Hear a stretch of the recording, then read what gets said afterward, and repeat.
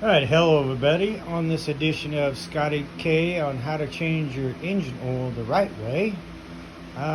Sometimes we don't follow our own rules, and last Thanksgiving, the boy and I and his princess went for a ride on this, so I did a quick oil change. And to that I mean, I just changed the filter, drained that, changed the reservoir, and leaned out what was inside of the crankcase there.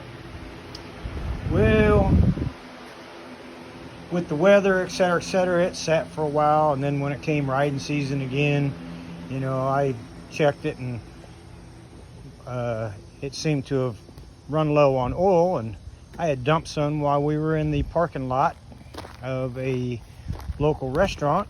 And then when I did change the oil here recently, that's what I got, and it goes way up over that hill. So I wondered to myself, because I didn't follow my own rules, that I didn't make sure that there was another issue, that it's completely draining. Now on an S&S 113, the plug comes out, and it did, and I'm continuing to let that drain. I pulled the front lines this time, or when I added and redid the oil, so I'm doing it again. So that filter right there and some 2050 is going to go back in it for the second time in less than a month, because although I thought I had drained this properly, had emptied that out properly, and the crankcase, what I failed to negotiate was that bad boy right there. That, my friends, is the oil pump on this S&S 113. So I empty out what I thought was all of it.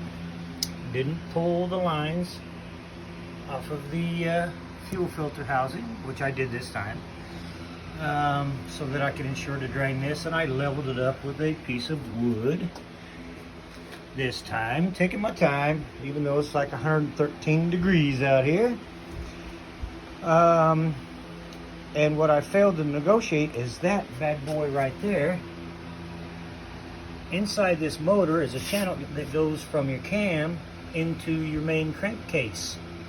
And on this particular bike, most of the old Harleys just have a channel that goes through your cam into your crankcase, and it just continually bleeds through. But a lot of people don't even pull their crankcase plug.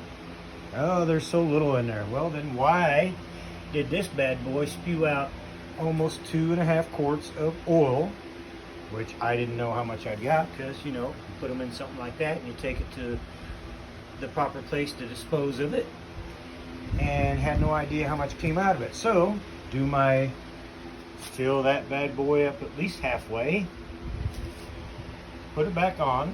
I didn't take the lines off. I did drain the plug. I did drain the tank. But internally, there is a timed gear that goes around and around and around in there, that has a half moon inside the crankcase that's run by this bad boy. And it's got a filter on it. It's also got a valve and a ball check in here, which apparently, from riding it so hard the year before, even though I changed my oil, make sure it's good, filters, I use K&S, black or silver, chrome, I prefer the chrome. The internal vent that's timed to go with the pistons when they come down and run with the pump had plugged. Now, I did pull, I like to magnetize it up there, but you can see that's really clean, right? So the plug's out. So the check valve and the ball cock in there, spring loaded, were apparently gummed up, and so was that little gear timed decompression with a filter over it. So it's like one of those, but about tiny, and it has about that much of a little dotted filter, and it's timed so that the compression comes through, throws the oil back through, doesn't fill up. Well, it wasn't doing that. And that's why you saw that trail snail out in the yard. And so this time, before I drained the first good oil change, I put in, and this is my personal preference, you can do whatever you want. You don't have to follow this. Don't be telling me, hey, I did this and it ruined my motor. This is what I do on my vehicles and on my bike that I failed to negotiate because she was pee-peeing out all that oil last time I rode. And the day we went on that Thanksgiving ride. Thought I had it all figured out. Hey, do it right and do it every time. So I run 8 ounces, filled it back up, ran a new filter, want to get all the garbage out again. So yeah, that one's new, but it's going in the trash, and so's the oil going to where it needs to be disposed of. Do it properly. I pulled off that little dude back there and ran a line out to one of these.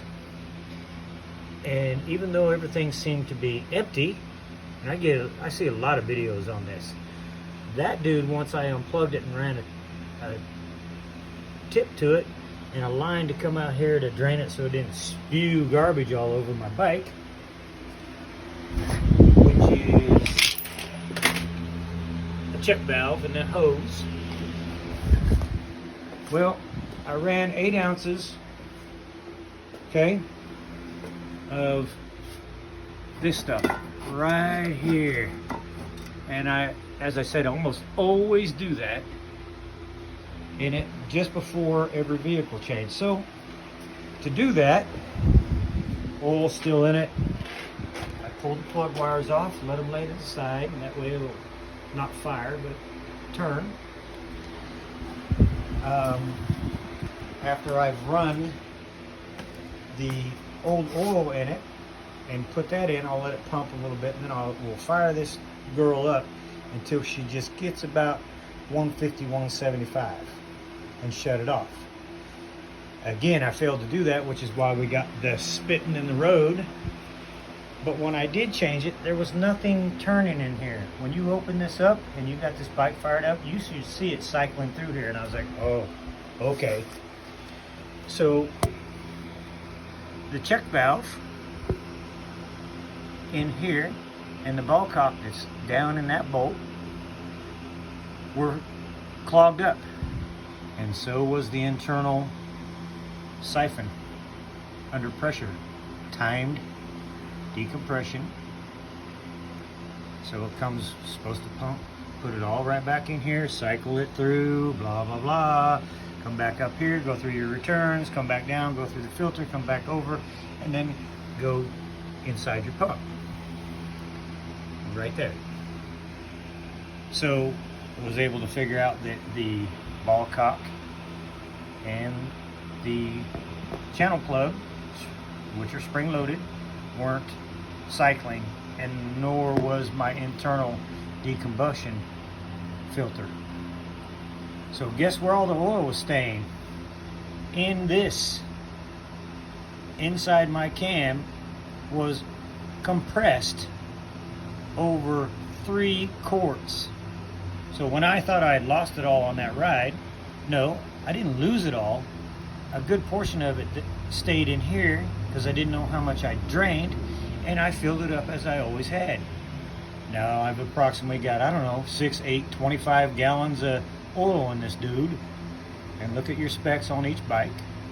Like I said, a lot of the old Harleys just have a channel that runs from this to that, and it just goes gravity feed all by itself. Well, this one's not that way. So this time, and like every other time, I'm going to cycle cleaner through it.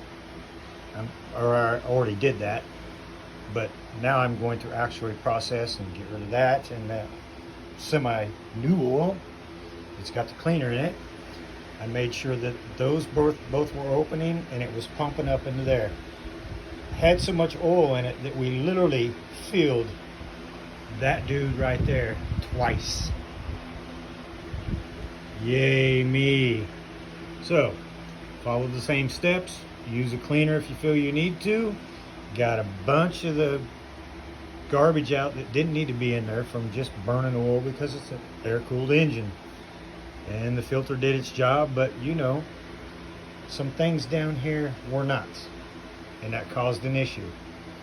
It denigrated or degraded the oil that I'd put in, didn't drain.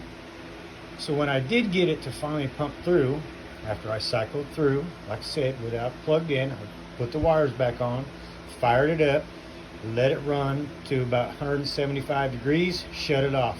But while I was running, right there is where it started coming out. So okay, now it's cycling. It wasn't before. I was trying to figure out what was happening. Thought I'd done the same thing and realized that I made a mistake. Opened up the check valve on that drain back there. Might not be able to see it very well, but it's right there. And got the rest of it out. It had compressed, I don't know, 4.5, maybe 5 quarts in that. After I'd already filled that up and thought I drained everything into that. So it can't run out if it's in a vacuum. It can't pump if it's clogged up. And the same with that timed blowback filter that's geared inside this particular engine's crankcase. So again, the right way to change your oil today. By Scotty K. Peace out.